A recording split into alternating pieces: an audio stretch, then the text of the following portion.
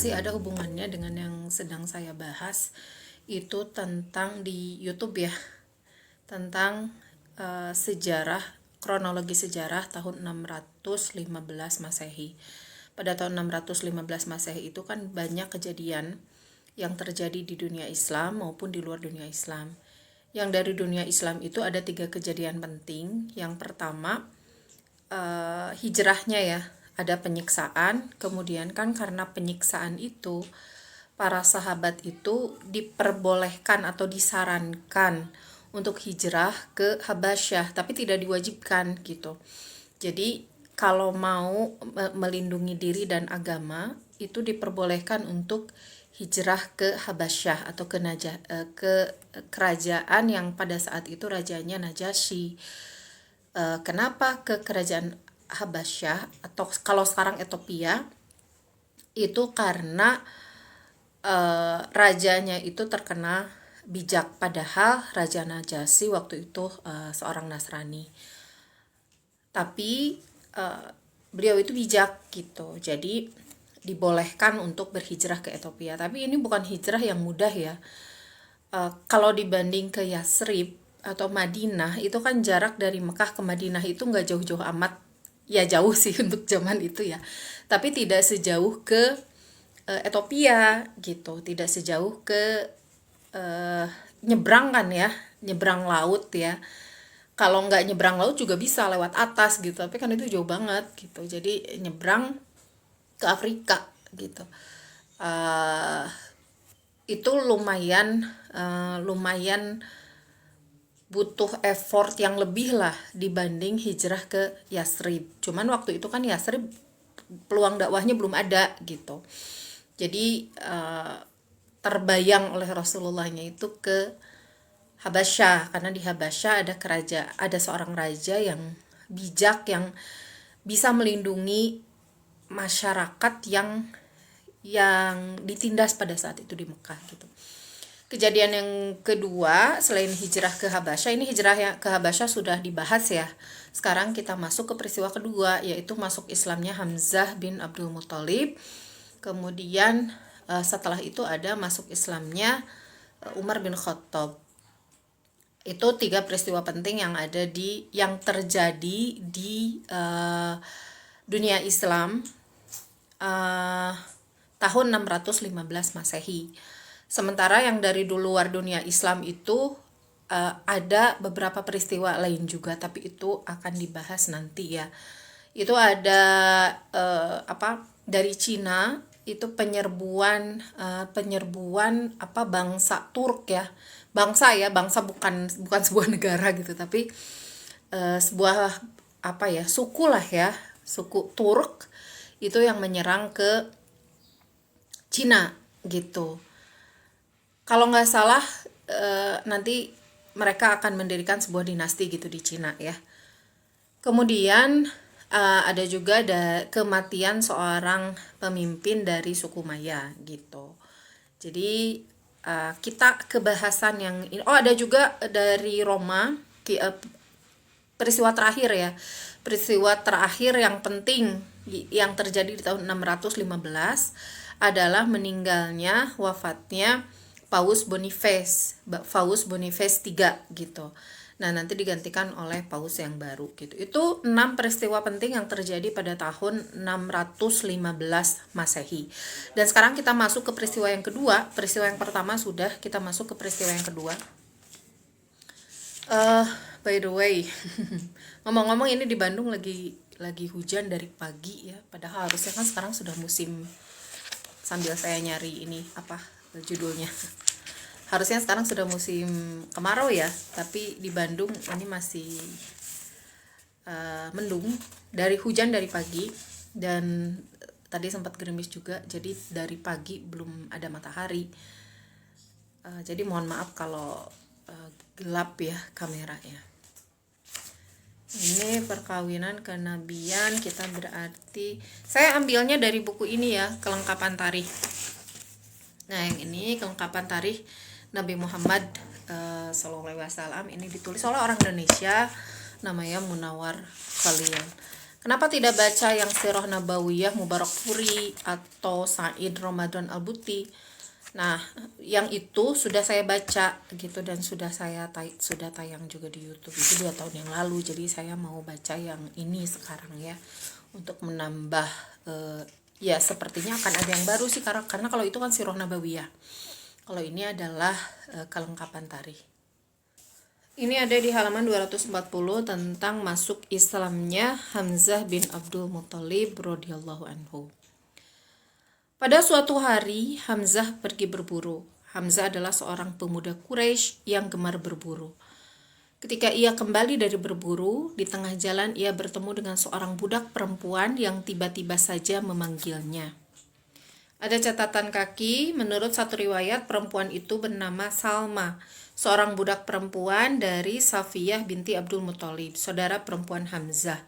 Safiyah adalah bibi Nabi yang telah mengikuti seruan beliau memeluk Islam. Sebab itu budak perempuan itu setidaknya cenderung kepada seruan Nabi SAW. Tapi di buku lain saya juga baca ada riwayat lain yang mengatakan bahwa budak ini adalah budak dari seorang Quraisy, pembesar Quraisy yang bernama Abdullah bin Jud'an. Tapi Abdullah bin Jud'an ini termasuk orang yang baik ya. Dia sangat gemar, kegemarannya adalah menjamu tamu gitu, bukan yang termasuk memusuhi lah gitu. Di riwayat lain ya, di buku yang lain.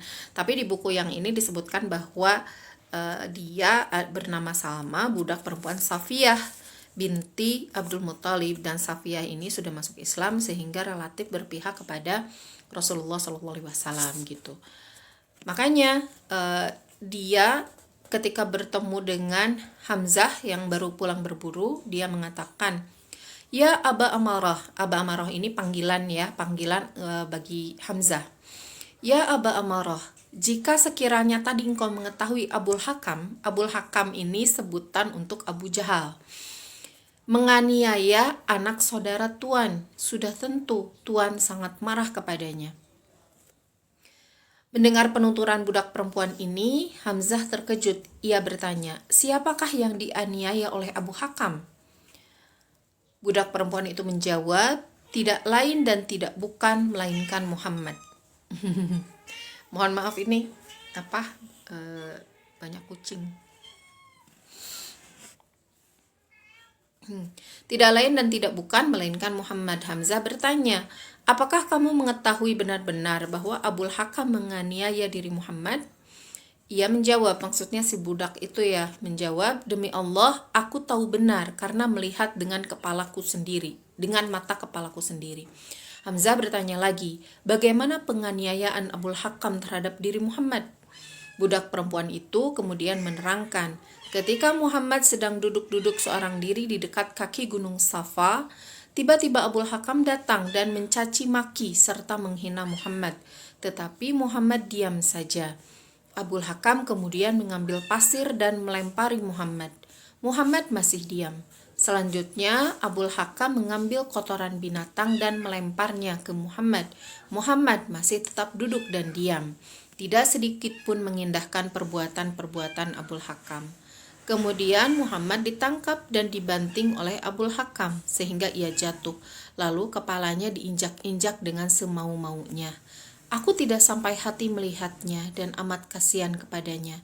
Oleh karena itu peristiwa ini kusampaikan kepada Tuan. Di buku Sirah Nabawiyah, di 2 buku sebelumnya yang saya baca, yaitu buku Mubarakfuri maupun Said Ramadan Al-Buti, itu dikisahkannya dengan cukup singkat gitu. Jadi ada ucapan lebih disingkat lah gitu. Jadi dialog ini tidak terjadi tapi tidak diungkapkan, tidak ditulis gitu, tapi dipersingkat aja, hanya mengabarkan. Jadi budak ini mengabarkan tentang berita disiksanya Rasulullah SAW oleh Abul Hakam gitu, oleh Abu Jahal. Kalau kita menyebut Abu Jahal ya, karena Abul Hakam itu kan, Hakam itu bijaksana ya gitu. Jadi sebelum ada Islam, Siapa Abu Jahal ini terkenal sebagai seorang tokoh yang sangat bijaksana gitu. Kalau kita memanggilnya Abu Jahal karena kebodohan dia dalam menyikapi Islam gitu Kak. Kenapa? Karena dia tahu bahwa Islam itu yang benar, Islam itu yang uh, apa? Yang sesuai lah dengan hati nurani dia gitu. Tapi dia tidak mengikutinya hanya karena dia apa namanya? uh, tidak mau kalah lah gitu. Jadi alasannya bodoh banget gitu, makanya disebut sebagai Abu Jahal gitu. Jadi di riwayat di buku yang lain tidak disebutkan ya. Sementara di buku Tarikh ini yang ditulis oleh Munawwar Khalil ini dikisahkan uh, cukup cukup terperinci. Setelah Hamzah menerima berita penganiayaan Muhammad, ia menggeleng-gelengkan kepalanya. Kemudian Hamzah berangkat ke masjid mencari Abu Jahal. Dengan muka merah padam menahan amarah, Hamzah masuk ke masjid sambil memegang panahnya yang baru saja dipergunakan untuk berburu. Panahnya ini satu set ya dengan busurnya, karena nanti busurnya inilah yang akan dipakai oleh Hamzah untuk membela Rasulullah SAW. Abu Jahal sedang duduk-duduk di masjid bersama para pemuka dan ketua musyrikin Quraisy, tengah menceritakan perbuatannya terhadap Nabi SAW. Dengan segera Hamzah mendekatinya. Hamzah mencabut panahnya dan meletakkannya di atas kepala Abu Jahal sambil berkata, "Betulkah engkau tadi mencaci maki dan menganiaya Muhammad? Aku sekarang sudah menjadi pengikutnya. Jika kamu berani kepada Muhammad, katakanlah sekarang kepadaku. Aku tidak akan takut kepadamu." Coba katakan sekarang. Coba kamu katakan kepadaku sekarang. Abu Jahal menjawab dengan suara perlahan dan gemetar sambil menundukkan kepala karena takut pada panah yang sedang diletakkan di atas kepalanya. "Muhammad itu terlalu," kata Abu Jahal. "Ia sangat berani membodoh-bodohkan orang-orang pandai kita. Mengatakan bahwa orang-orang tua kita, nenek moyang, dan para leluhur kita itu sesat. Sangat menghina apa yang kita sembah dan kita muliakan selama-lamanya. Menyalahi agama kita dan memecah belah golongan dan memutus persaudaraan keluarga Quraisy." Hamzah berkata lagi, "Siapakah yang lebih bodoh daripada kamu dan orang-orang sepertimu? Apa untungnya kamu memuja batu-batu dan memuliakan selain Allah yang nyata-nyata adalah Tuhan yang menjadikan? Demi Allah, sungguh aku menyaksikan tidak ada Tuhan melainkan Allah, dan aku mengakui bahwasannya Muhammad itu Nabi dan utusan Allah." Bersamaan pernyataan itu Hamzah menancapkan di buku yang lain saya bacanya itu kayak memukul gitu, memukulkan busur panahnya ke kepala Abu Jahal gitu, sehingga ia mendapat luka di kepalanya. Pada saat itu seorang kawan Abu Jahal yang ada di situ hendak membela Abu Jahal sambil berkata, "Oh Hamzah, engkau sangat celaka. Sekarang engkau sudah berani meninggalkan agama nenek moyang dan leluhurmu." Dengan segera Hamzah menjawab.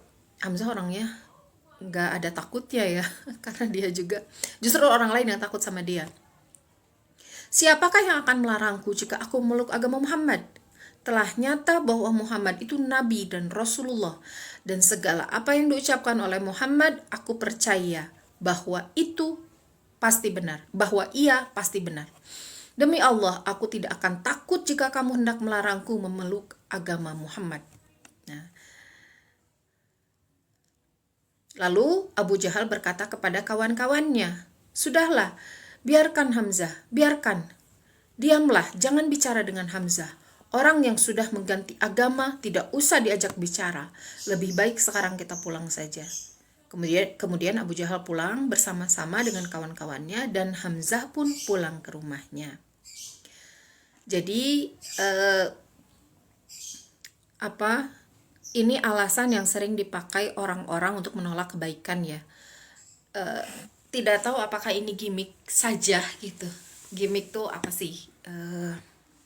Ya alasan yang dibuat-buat saja gitu, tidak sebenarnya, atau memang ini alasan yang memang alasan dia gitu untuk menolak kebenaran. Selalu yang dipakainya itu adalah apa yang dikatakan Abu Jahal itu tadi, orang-orang tua kita dikatakan sesat gitu, nenek moyang dan para leluhur kita itu dianggap sesat, menghina apa yang kita sembah sebelumnya gitu. Alasannya itu selalu itu sih. Coba zaman sekarang juga sepertinya sama ya. Misalnya ketika ada yang memberitahu tentang kebenaran, terus sebelum berargumentasi yang lain, biasanya orang-orang itu akan berargumentasi tentang leluhurnya. Misalnya, ini kan amalan yang sudah dilakukan oleh orang tua kita dulu, ini kan amalan yang sudah dilakukan oleh nenek moyang kita gitu, dan tidak ada argumentasi yang lain gitu, selalu itu yang dipakai gitu. Dan berarti ternyata bukan hanya orang-orang zaman sekarang saja, pada zaman dulu juga ini alasan yang dipakai oleh Abu Jahal gitu.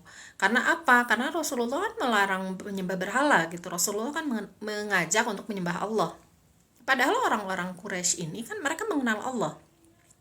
Mereka tahu Allah yang menciptakan mereka, mereka tahu Allah yang memelihara mereka, mereka juga tahu Allah itu Tuhan mereka. Makanya bahasa-bahasa seperti demi Allah gitu, mereka kenal siapa Allah gitu.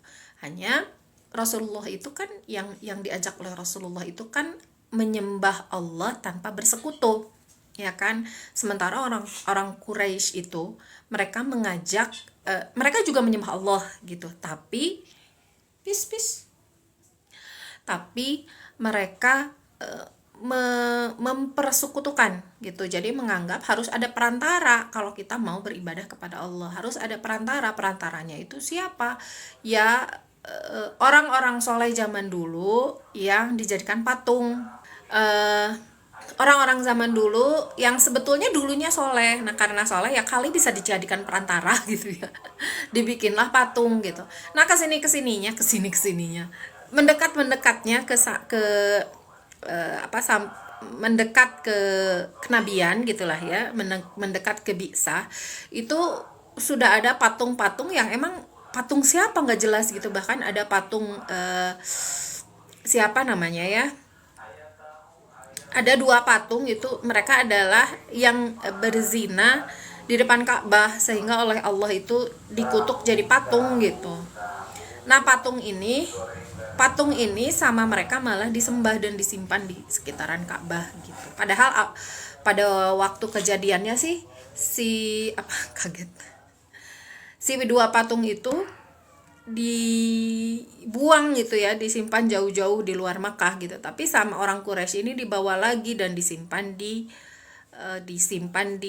sekitaran Ka'bah. Sampai sekitaran Ka'bah itu di dalam dan di luarnya itu jumlah patungnya itu sampai mencapai 360 patung gitu. Ya alasan yang sama, berarti yang dipakai orang-orang sekarang itu sama dengan yang dipakai oleh Abu Jahal, mengatakan bahwa ya orangnya dakwah itu menyuruh kita untuk tidak mengikuti nenek moyang gitu. Jadinya mereka tidak mau untuk mengikuti dakwah Rasulullah SAW. Lalu Abu Jahal berkata kepada kawan-kawannya, sudah ini ya. Kemudian dalam perjalanan pulang, perasaan Hamzah terguncang hingga ia menggerutu seorang diri seperti orang sakit. Ia berkata, "Oh diriku, diriku, oh diriku," gitu ya, kayak, "Ih, gimana sih ini?" Kita juga seringnya kayak gitu. "Aku ini sesungguhnya seorang kepala dan pemuka Quraisy, karena aku ini anak Abdul Muthalib, seorang yang terkenal dan berpengaruh besar di kalangan bangsa Quraisy. Mengapa sampai mengikuti agama seorang yang tidak berpengetahuan sesuatu apa?"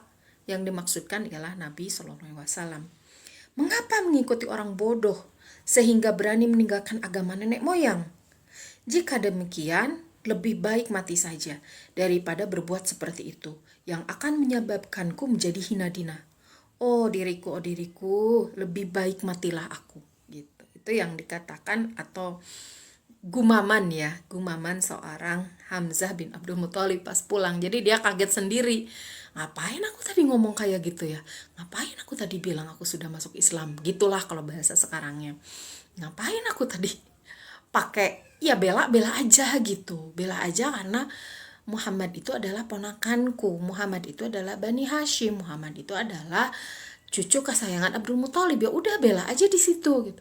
Ngapain juga untuk membela orang lain, membela sampai mengatakan dia sudah masuk Islam gitu. Dia sendiri kaget. Selanjutnya ia berkata, ya Tuhan, jika Muhammad benar, hendaklah engkau memberi keteguhan dan ketetapan pada hatiku. Jika Muhammad salah, hendaklah engkau menjauhkan aku daripadanya dan dari semua perkara yang menimpa diriku.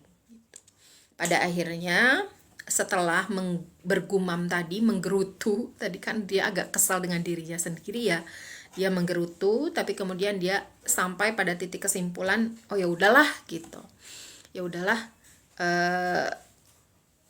kalau misalnya dia berdoa sama Allah, ya Tuhan, kalau Muhammad benar, hendaklah engkau memberi keteguhan dan ketetapan pada hatiku, dan jika Muhammad salah, hendaklah engkau menjauhkanku darinya gitu ya. Dan ini keputusan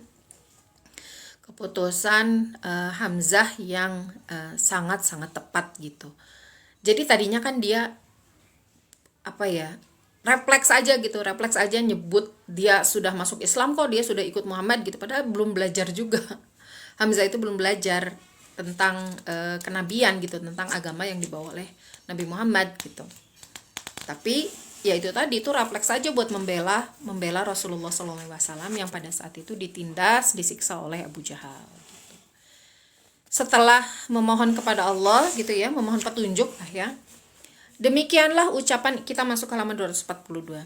Demikianlah ucapannya terhadap dirinya sendiri sejak siang hari sampai malam hari. Jadi galau lah. Hamzah bin Abdul Muthalib ini galau. Kadang merutuk dirinya, ngapain tadi ngomong kayak gitu, tapi kadang ya udahlah, ya Allah kasih petunjuk aja gitu.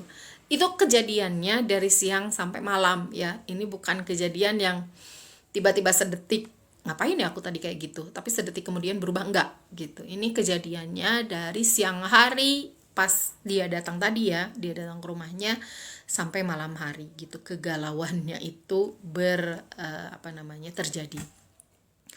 Hatinya selalu bimbang untuk mengikuti surat Nabi Shallallahu Alaihi Wasallam gitu. Baru keesokan harinya ia pergi ke rumah Nabi dengan membawa perasaan yang pedih sekali. Sesudah ia bertemu dengan Nabi Shallallahu Alaihi Wasallam, ia menuturkan apa yang telah diperbuatnya kemarin dan apa yang sedang dikandung dalam hatinya. Jadi mendatangi Rasulullah sekaligus curhat gitu, karena ini kan berkaitan dengan Rasulullah kan, berkaitan dengan agama yang sedang disebarkan oleh Rasulullah gitu. Jadi sekalian aja curhat, kan belum ada jalan keluar tuh, sampai malam hari belum ada jalan keluar, masih galau terus gitu. Sekalian curhat pada Rasulullah. Sesudah Nabi Shallallahu Alaihi Wasallam mendengarkan perkataan pamannya yang paling muda itu, jadi meskipun Hamzah itu adalah pamannya Rasulullah Shallallahu Alaihi Wasallam, tapi usianya itu nggak beda jauh gitu, usianya itu dekat dengan Rasulullah gitu, jadi kayak kakak adik gitulah, nggak kayak paman sama ponakan, nggak, jadi lebih mirip kakak dan adik gitu, karena usianya memang deket banget, tapi tetap lebih tua Hamzah. Mana tadi ya? Dengan sangat gembira beliau memberikan sambutan dengan membaca firman Allah, Al-Quran di hadapannya, di hadapan Hamzah maksudnya, dan ia mendengarkannya dengan sangat tenang dan dengan perasaan terharu serta kagum. Sesudah Nabi Shallallahu Alaihi Wasallam membaca ayat-ayat itu kepadanya, ia berkata kepada Nabi, syahadat yang ia baca gitu ya. Jadi kegalauannya itu langsung terjawab oleh Rasulullah dengan membacakan ayat-ayat Al-Quran. Kemudian masuklah ayat-ayat Al-Quran itu ke dalam hati Hamzah bin Abdul Muthalib. Lalu sampailah pada keputusan untuk membaca syahadat. Ashadu annaka la sadiq. Fadhhar dinaka ya bana akhi. Aku menyaksikan bahwasanya engkau itu sungguh benar. Maka itu tampakkanlah, hai anak saudaraku. Maksudnya tampakkanlah, udah sok jelasin lagi gitu ya. Pada saat itu Nabi SAW sangat bersyukur kepada Allah Subhanahu wa taala atas Islamnya seorang pamannya, yaitu Hamzah. Sebab pada waktu itu pamannya adalah pemuka dari pemuda-pemuda Quraisy di Mekah. Jelas ya, dia anak pembesar, bukan presiden juga, karena pada waktu itu Quraisy itu pemimpinnya banyak gitu, jadi tidak ada satu pemimpin yang kayak presiden gitulah ya, tidak seperti itu gitu. Jadi pemimpinnya itu banyak gitu, ada Abu Jahal, ada Abu Sufyan, ada Umayyah bin Khalaf, ada Abdul Muthalib. Nah, Abdul Muthalib kan sudah wafat gitu, digantikanlah ketokohannya itu oleh Abu Thalib gitu, salah satunya gitu. Digantikan juga pada saat itu kan Abu Thalib masih ada ya. Nah, dari golongan pemudanya itu ada Hamzah gitu. Itu termasuk pemuda, masih 40 tahun ya. Usianya pada waktu itu masih kepala 4. 40 tahun lebih lah ya, karena kenabian itu kan 40. Umur Hamzah itu di atasnya Rasulullah sedikit gitu. Jadi masih kepala 4, belum nyampe 50 tahun. Jadi termasuk pemimpin di kalangan pemuda-pemuda Quraisy di Mekah. Juga berpengaruh di tengah masyarakat. Jadi bukan hanya pemudanya saja, masyarakat juga, di kalangan masyarakat juga beliau itu cukup berpengaruh. Belumlah ada seorang pemuda yang menandingi kegagahan dan keberaniannya. Walaupun Abu Jahal itu termasuk seorang pemuda yang gagah berani, Abu Jahal juga masih muda, tetapi ia sangat takut dan tunduk kepada Hamzah. Hamzah itu dikenal, beliau itu sebetulnya nggak terlalu ingin nimbrung dengan urusan politik orang-orang Quraisy ya, biasanya gitu. Hamzah itu biasanya nggak terlalu tertarik dengan urusan-urusan di masyarakat Quraisy gitu. Yang beliau itu hanya tertarik urusan berburu gitu. Jadi kalau orang lain mah berburunya itu binatang-binatang yang ya wajar-wajar aja lah ya gitu. Tapi kalau Hamzah bin Abdul Muthalib itu berburunya itu udah berburu singa gitu, udah berburu binatang buas gitu. Dia tuh saking effortnya itu di situ gitu, keberaniannya itu di situ gitu. Jadi beda dengan Umar ya. Kalau Umar itu kan beliau tegas, berani, tapi di lingkup itu gitu, maksudnya di lingkup masyarakat gitu. Kalau Hamzah itu unik ya, dia tidak terlalu ikut nimbrung, mungkin karena sudah ada perwakilan dari keluarga Abdul Muthalib yaitu Abu Thalib. Jadi dia itu lebih ke keasyikan dia aja gitu, hobi dia aja, hobinya itu berburu, dan berburunya itu jadi bahkan kalau datang ke Mekah itu hasil buruannya itu singa itu ya, singa apa harimau saya lupa, singa deh kayaknya ya, kalau di di padang pasir gitu, itu digandong di sini gitu, di belakang di bahu lah ya, di bahu beliau gitu, dan itu udah nggak aneh gitu. Dan itu terkenal banget gitu, dan beliau itu juga satu-satunya orang di Mekah yang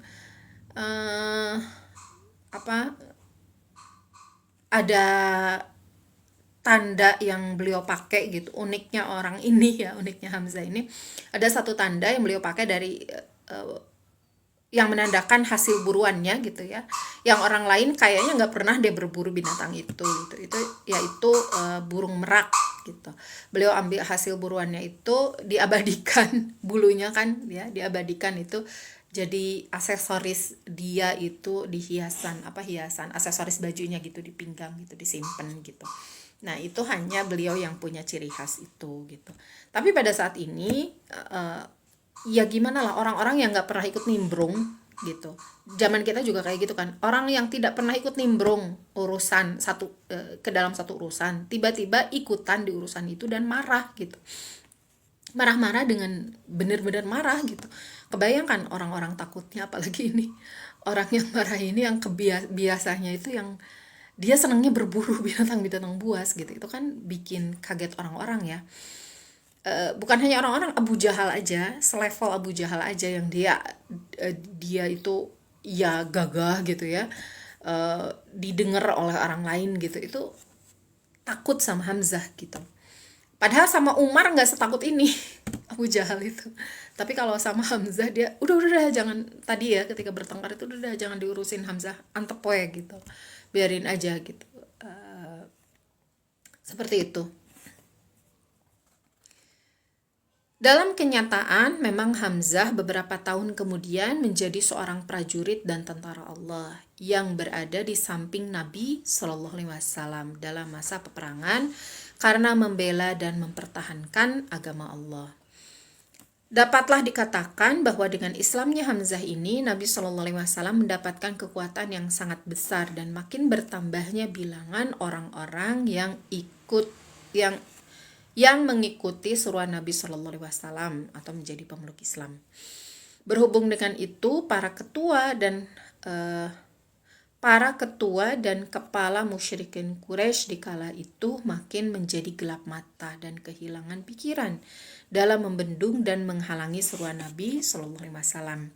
Segala macam daya upaya yang berupa ancaman, penganiayaan, siksa yang mereka lakukan atas diri sebagian besar para pengikut Nabi Shallallahu Alaihi Wasallam sebagai yang tertera di atas itu, tidak satu pun yang dapat menghambat bertambahnya jumlah orang-orang yang mengikuti Islam, dan juga tidak ada satupun yang berguna untuk menghalang-halangi orang-orang yang akan beriman kepada Allah dan melakukan ibadah kepadanya.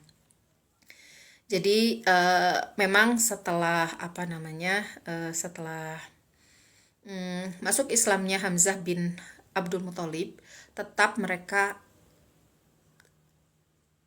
ini jadi darah segar, dan jadi udara segar lah bagi kaum muslimin. Jadi darah segar juga boleh ya, suntikan gitu ya, suntikan yang menyemangati gitu kaum muslimin, dan